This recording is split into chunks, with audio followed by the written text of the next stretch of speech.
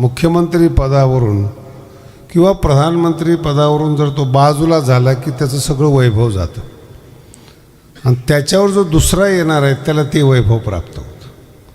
म्हणून गादीचं वैभव आहेत, गादीचं महात्म्य आहेत. आणि हा सप्ताह जो प्रारंभ केलेला आहे श्रीसंत निगमानंदजी महाराज, जे पूर्व काळामध्ये संन्यासी होते आणि निर्वाणी आखाड्याचे महामंडलेश्वर स्वामी ब्रह्मानंदजी होते, त्यांनी त्यांना दीक्षित केलेलं होतं. त्यांनी हे नाव दिलं होतं स्वामी निगमानंदजी महाराज. आणि वामन भाऊनी तो संन्यास झालेला जो कपडा होता तो काढायला लावला, त्यांनी पुन्हा धोतर घालायला लावलं. भाऊ म्हणले द्या सोडून, काय कशाला ते लाल कपडे घालतात. काढले आणि पुन्हा त्यांना धोतर घालायला लावलं निगमानंद महाराजांना. आम्ही उलटं केलं, जे धोत्रातले होते त्यांना संन्यासी केलं. मोठा वाद झाला त्याच्यावर. मला विचारलं असं का केलं. म्हणलं बाबा 1000 कोटीचा प्रश्न आहे. लोक पैसे मिळवण्याकरता व्यापारी होतात, पण आमची मुलं संन्यासी झालीत.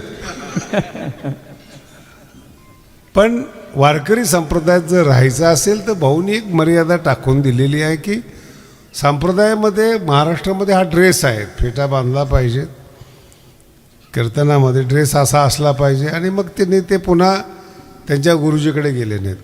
मी एवढं का सांगतो, माझे जे गुरुजी आहेत महामंडलेश्वर स्वामी काशिकानंद गिरीजी महाराज न्यायाचार्य, त्यांच्यामुळं मला न्यायाचार्य पदवी मिळाली. ते स्वामीजी आणि निगमानंद महाराजांचे गुरुजी हे मित्र होते आणि मित्र असल्यामुळं मला यातली बारकाव्याने माहिती आहेत. विठ्ठल विठ्ठल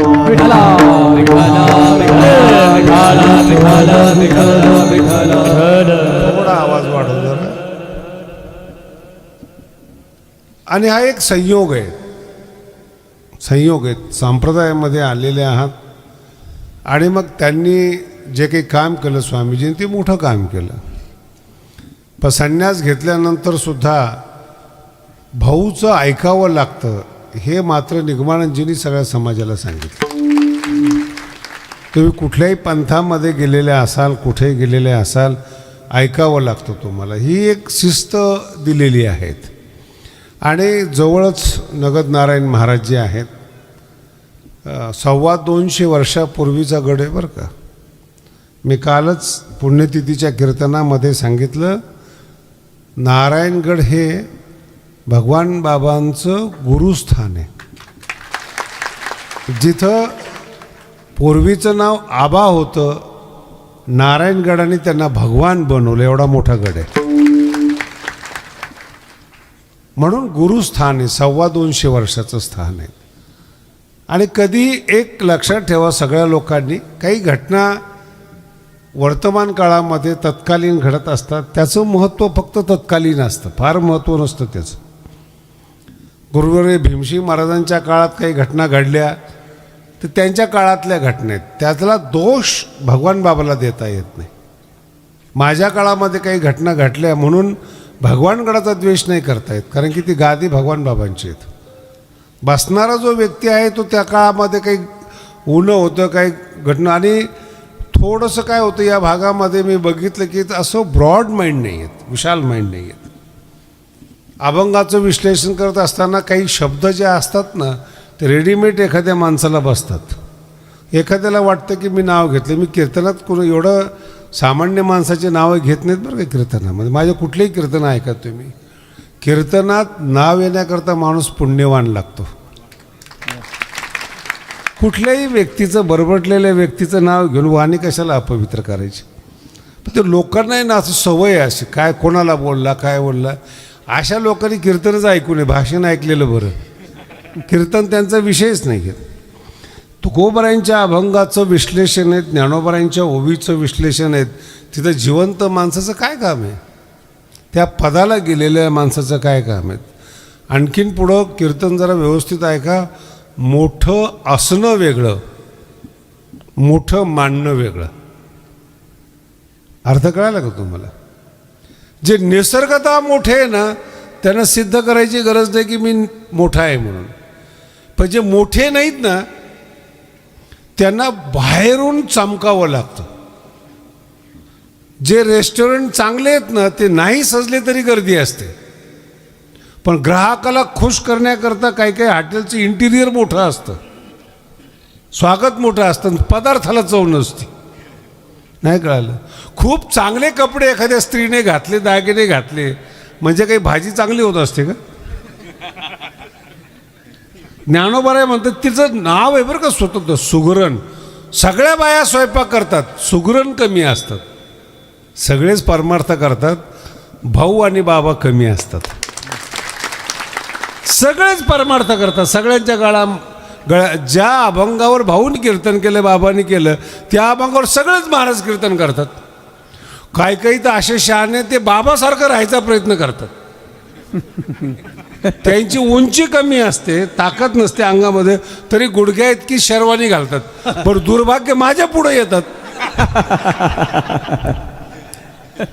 नाही कळालं तुम्हाला?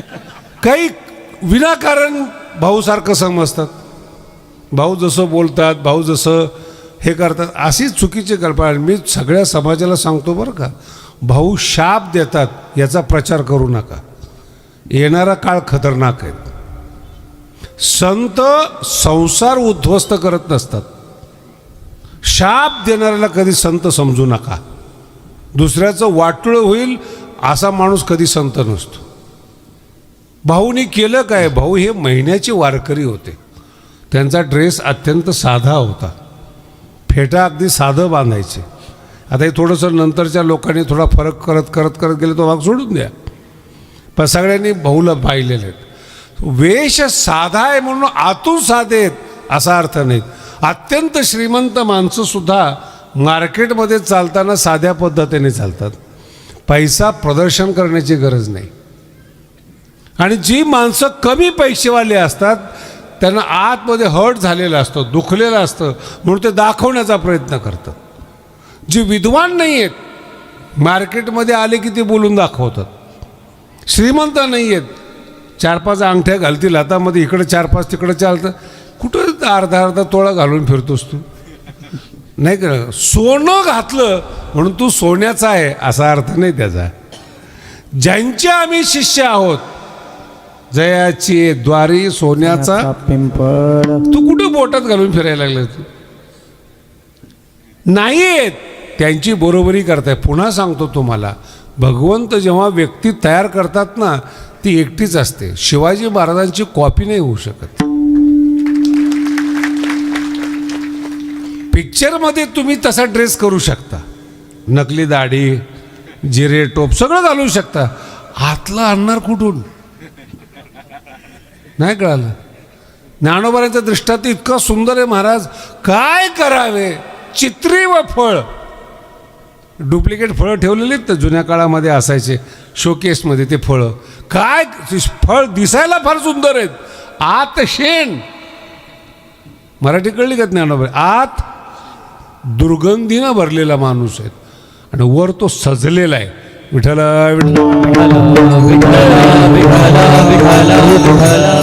ही ज्ञानोबांची भाषा आहे. सजू नका, आतलं अंतःकरण भरलेलं पाहिजेत, आतलं अंतःकरण तृप्त पाहिजेत, आत समाधान पाहिजेत. नाही कळालं? आत समाधान पाहिजे आणि ते समाधान संतांच्या सानिध्यातच मिळतं. मला सांगा, एखादा संत आहे, प्रधानमंत्री गेले त्या संताच्या सानिध्यात, कोण कोणाच्या पाया पडणार? बोला ना. राजकारणी पाया पडणार संताच्या. मोठं कोण झालं? मराठी एवढी सोपी काय? देशाचे सर्वोच्च नेते आले आणि संताजवळ आले, कोणाच्या पाया पडतात? ते संताच्या पाया पडतात का संत त्यांच्या पाया पडतो? ते संताच्या. मोठं कोण आहे? त्याला काय घाबरताय तुम्ही? आहेत ना भाऊ मोठेच आहेत, बाबा मोठेच आहेत, घाबरता काय त्याला? मराठी नाही कळली अजून, पूर्ण ऐकन मग टाळ्या वाजवा. संत मोठेच आहेत, पण मोठं होण्यासाठी राजकारणाचा आश्रय घेऊ नका. गादीची इज्जत कमी होते हं. इब्रत जाते ती. तुम्ही कधीच मोठे होऊ शकत नाही. ज्ञानोबांची ओवी काय करावे, चित्री व फळ सोंग सगळे बाहेरून, आत शेण, आत ज्ञान नाही. आणि ते ज्ञान देणारे संत असतात. आणि ते जेव्हा आत भरभरून देतात तेव्हा तृप्ती चेहऱ्यावर येते. एकदम साधी गोष्ट सांगतो तुम्हाला, सगळ्या बाया आज समोर बसलेल्या आहेत. फार अवघड कीर्तन केलं तर माझं अवघड व्हायचं. मुलगा आहे ना जन्माला आलेला, तो काही बोलत नाही आहे, चेहऱ्यावरून कळतं पोचतो का नाही. मराठी कळते का? चेहऱ्यावरून कळतं पोचलाच. त्याला वेगळा शब्द आहे, त्याला म्हणतात बाळसं. बाळसं, बाळसं शब्दाचा अर्थ आहे भरभरून खायला मिळालेले, तृप्त येतो. आईच्या दुधानं तो तृप्त आहे आणि आईच्या दुधामुळं त्याला बारसं आलेले. जेव्हा तो पितो मग शांत होतो, मग झोपतो, मग प्रसन्न असतो. हे स्टेप्स आहेत बरं का, मी झटक्यात बोलून गेलो आहेत. पहिल्यांदा तो पितो, नंतर शांत होतो, नंतर त्याला बाळसं येतं. आणि बाळसं आलेलं पोरगं आहे ना, कोणालाही चांगलं वाटतं, कोणी त्याला घेण्याचा प्रयत्न करतं, खुललेलं असतं. तसं संतांनी जर तुम्हाला रस दिला तर तुम्ही तृप्त होता, शांत होता, तुम्हाला बाळसं येतं. तिसऱ्या चरणामध्ये सांगतो, डौरली हे काया कृपेच्या बोरसे, डौरली हे काया कृपेच्या बोरसे, नभे अनारसे उद्धरिलो काय, नभे अनारसे उद्धरिलो. डौरली हे काया कृपेच्या बोरसे, डौरली हे काया कृपेच्या बोरसे, नभे अनारसे उद्धरिलो, नभे अनारसे उद्धरिलो. फार गोडा अभंग घेतलेला आहे बरं का आज. नीट आहे का? डौरली हे काया म्हणजे शरीर, बाळसं आलं शरीराला, शरीर हृष्टपुष्ट झालं. कशामुळं? कृपेच्या ओ रसे, रस शब्द आहे तिथं, रस. नाही कळालं तुम्हाला? जीवन रसिक असलं पाहिजे हो. हे असं दहाव्यासारखा चेहरा, फालतू टेन्शन. मला तरी टेन्शनवाले लोक आले तर मला टेन्शन येतं. आणि ते टेन्शन याचं असतं की यांना कधी घालवता येईल. म्हणून माझ्याकडे येणाऱ्याचे काही कोड वर्ड आहेत. मी जरा माझ्या पोराकडे पाहिलं किंवा ह्याच्याकडे पाहिलं की त्यांना कळतं की मला काय म्हणायचं आहे. लगेच ते जवळ येतात, चला आपण जेवण करून येऊ. जेवण हा उद्देश नसतो, हाकलणं हा उद्देश असतो. जेवण सगळ्यासाठीच आहे. स्वतंत्र निमंत्रण द्यायची काय गरज आहे गडावर. पण ते जेव्हा म्हणतात ना चला जेवायला, त्याचा अर्थ वेगळा असतो. भगवान बाबाचा एक कोड वर्ड होता, ज्या गावात विना नाही, नीट आहे का, पखवाज नाही, तिथं जर बाबा गेले की बाबा म्हणायचे माझं माहेर आहे. आणि मुलगी माहेरला आली की काम करत नाही. म्हणून मी आता कीर्तन करणार नाही. खरं आहे का ते? जे गावं म्हणतात ना मला बाबा आमच्या गावाला माहेर म्हणतात, त्याचा अर्थ मलाच माहिती आहे की कीर्तन करण्याच्या लायकीचे नाही आहेत. विठ्ठल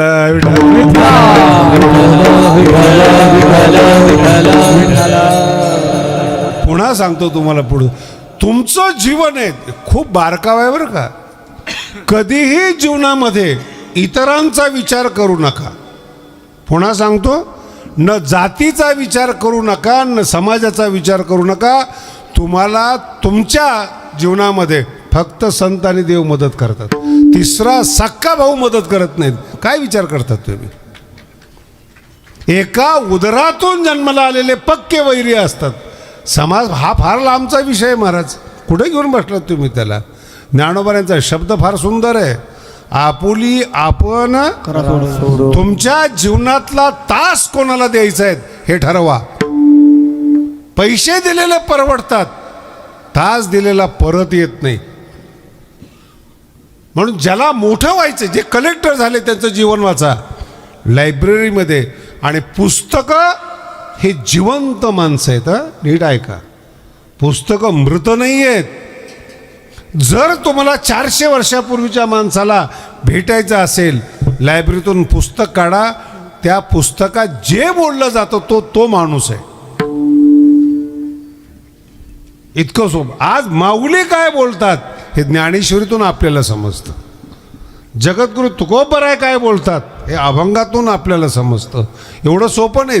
आणि त्या अभंगाच्या संगतीमध्ये काळ घालवणं म्हणजे संत संगतीने काळ जाणे.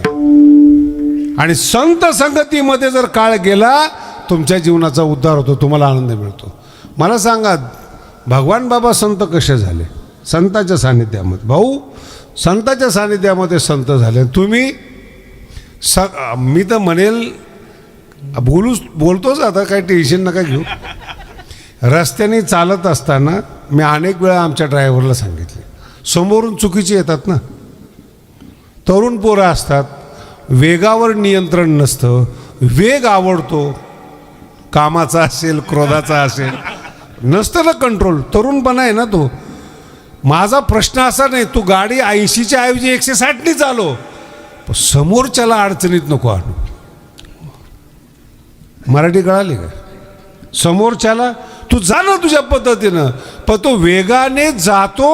ॲक्सिडेंट झाल्यानंतर ज्याच्या बरोबर होतो ती माणसं, सज्जन माणसं अडचणीमध्ये येतात. चूक समोरच्याची आहे, वेगावर नियंत्रण नव्हतं.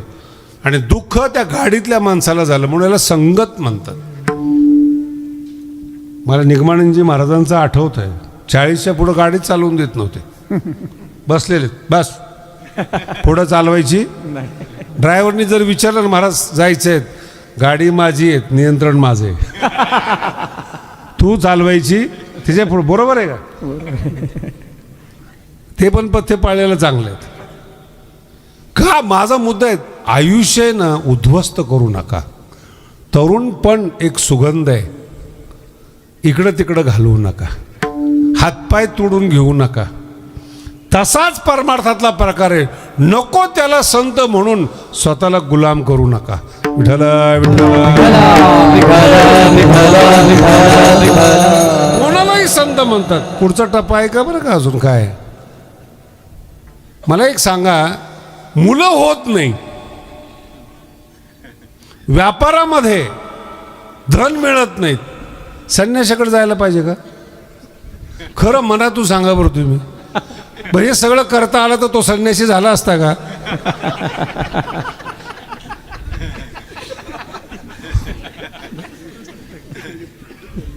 किती अंधश्रद्धा असाव्या, त्याला लिमिट आहे ना. बाबामुळं पोरं झाली, नाही कळालं अजून. बाबा टेन्शनमध्ये येईल. कुठं काय मागायचं कळलं पाहिजे ना. आता सध्या सीजन सुरू झालाय, तिकीट मिळावं म्हणून लोक गडावर येतात. बाबा आशीर्वाद द्या, निवडणुकीचा काळ आहे, तिकीट मिळालं पाहिजे. बाबा थोडंच तिकीट वाटतं. कुठं काय मागायचंय अक्कल पाहिजे. आई आहे ना, तृप्त करणारी आहे, उत्तम जेवण देणारी आहे, तृप्त करणारी. आईकडे प्रेम मागा. संपत्ती कशी कमवायची आहे, बापाकडून शिका. विठ्ठल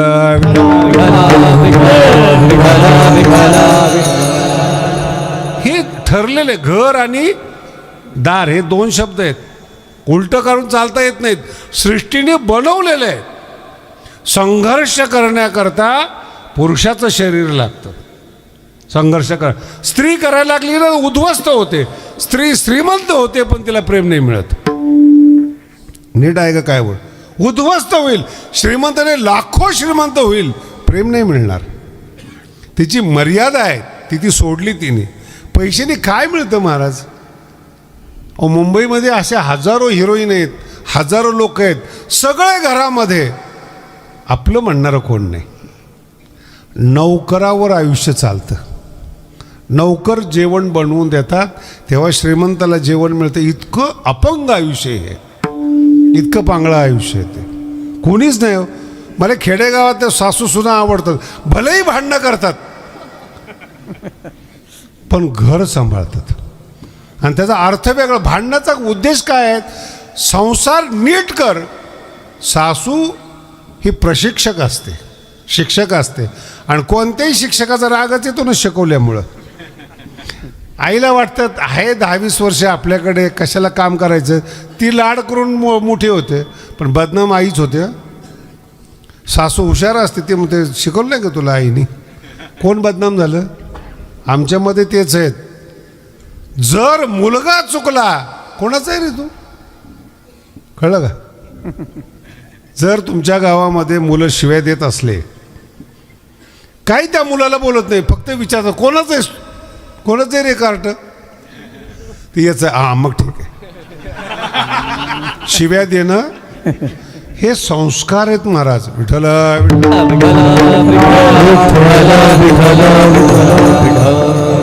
म्हणून प्रेम मिळालं पाहिजे. संताकडे जे नाहीत ते मागून कमीपणा नका आणू. भौतिक पदार्थाला मर्यादा आहेत एक. आणि दुसरा विषय फार महत्त्वाचा आहे. खूप श्रीमंत झालात तुम्ही, जीवन धोक्यात येईल. श्रीमंत माणसाचं आयुष्य अतिशय घातक असतं बरं का. पैसा आहे त्याच्याकडे आणि पैशाला मागणारे लोक जास्त आहेत. नातेवाईक आहेत, चोर आहेत, राजकारणी आहेत, पैशावाल्याला शोधत असतात आणि अडचणीत आणतात. पैशामुळे अडचणीत येतात. लक्षात आलं? अति भौतिक पदार्थ. ज्ञानवान माणसाचं सुद्धा तेच आहेत. ज्ञान जास्त झालं कुणी शिव्या देतं. म्हशीवर बसणारे शिव्या देतात. हे तू समजतं का साईज काय आहे तुझी? कोणत्या वाहनावर बसलेला आहेस, काय तुझ्या आयुष्यामध्ये. आणि राज्यकर्त्याला, मुख्यमंत्र्याला शिवाय देतो, याला अक्कल नाही. एक फेसबुकवर कमेंट होती, मला तो मुलगा ओळखीचा होता म्हणून मला हे आठवलं सगळं बरं का. मग त्याला मी बोलवलं, काय रे कमेंट काय टाकली तू असे, काय शायनिंग. माझी मराठी नाही कळली. जी लोक मीडियावर राहतात ना, सोशल मीडियावर, उद्ध्वस्त होतात महाराज, उद्ध्वस्त होतात. तरुण पण मीडियाच्या मागे जातं आणि तुम्ही केलेल्या कमेंट्स झिरो असतात. मला सांगा 10 वर्षापूर्वी माझ्यावर कमेंट्स होत्या, काय झालं आज? बोला ना. माझं ज्ञान कमी झालं? उलट आकडे वाढल्यामुळे वाकडे झालेत. आपुली आपण करा, लक्ष देऊच नका. शिव्या देणारे कधीही शिव्याच देतात, ज्ञान देणारे ज्ञान देतात, प्रेम देणारे प्रेमच देतात. दुसरं काही चंदन दुर्गंध देऊ शकत नाही, संत अभिशाप देऊ शकत नाही. म्हणून भाऊचं नाव बदनाम करू नका, भाऊचा धाक दाखवू नका, पाप लागेल तुम्हाला. मला सांगा, चिडणं आणि रागवणं लहान माणसाचं काम आहे. मग भाऊ बोलत होते, सुधरावं म्हणून बोलत होते. आई बाप असतात घरामध्ये, आई लाड करत असेल ना तर बाप मारत असतो. दोघंही लाड करत असले ना तर पोरगं गेलं कामातून. एक मवाळ असलं पाहिजे भगवान बाबाप्रमाणे, एक भाऊप्रमाणे रागवणार असलं पाहिजे, तर मग समाजाचा गाडा चालतो. दोघंही समाजाने कुठं जायचं? हे बॅलन्स म्हणतात, एक नियम म्हणतात त्याला. हे 2 नियम चालले पाहिजे. आणि दोघंही जेव्हा तुम्ही त्यांच्याकडे जाल, संसारातलं मागू नका, कृपेचा आशीर्वाद मागा. इतकी ताकद आहे महाराज कृपेमध्ये. अहो डाकू रामायणकार होतो, ही संतांची ताकद आहे. किती माणसं मारली असतील त्यांनी, विचार केला का तुम्ही? कधीतरी वाढल्या कोळ्यावर विचार करा बरं का. किती मारले असतील, किती डाके टाकले असतील. गीतेमध्ये शब्द आहे सुदुराचारो. नुसता दुराचारो नाहीत, सुदुराचारो. त्याला सुद्धा कवी होता येतं. आणि हे 5000 वर्षापूर्वीचे शब्द मी गडावर बसल्यानंतर मला अनुभवायला येतात. काय होतं मराठवाड्यामध्ये महाराज? मोगलाई होती, धाक होता, राज्य होतं आणि धाकधुकीमधलं जीवन होतं. चांगली मुलगीसुद्धा मराठवाड्यामध्ये सुरक्षित नव्हती. ही घोषा पद्धत आहे ना, ही परंपरा आहे. आपल्या घरात जन्माला आलेल्या मुलीनं बाहेर दाखवू नये याचा अर्थ असा आहे, ती जर सुंदर असेल तर तिच्या जीवनाला धोका आहे, म्हणून ती घोषा पद्धत आहे. की एखाद्या अधिकाऱ्याची नजर पडली, एखाद्या डाकूची नजर पडली, एखाद्याची नजर पडली, ती नजर त्या बाईला घातक आहेत. मराठी कळाली का तुम्हाला? नुसती सौंदर्याची चर्चा होती, चित्तोडच्या महाराणीची चर्चा की अतिशय जगात सुंदर आहे म्हणून. तो माणूस अल्लाउद्दीन खिलजी दिल्लीवरून आला, सौंदर्य शाप ठरलं म्हणून झाकायचं असतं.